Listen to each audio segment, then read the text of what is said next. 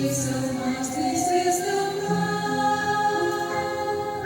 значит, этот мир однажды создал, чтобы в небо глядя ты был рад.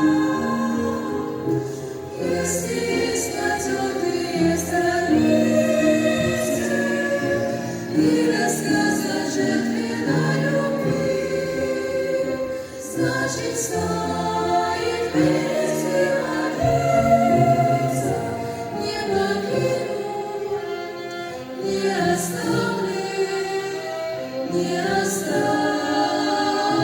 ты. Если есть спокойное журчание чистых струй холодного ручья,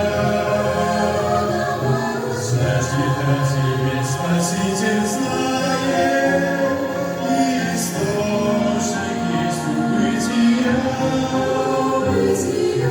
Если есть потертые страницы и рассказ о жертвенной любви, значит, стоит верить и молиться, не покину, не оставлю, не оставлю.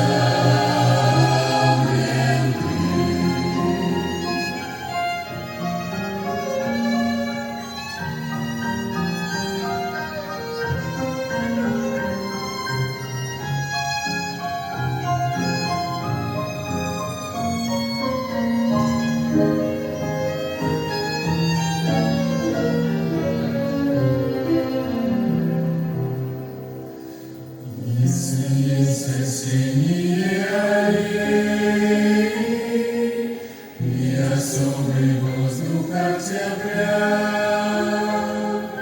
значит, Бог заботит о лилее, зеленый крепость мира среди тебя.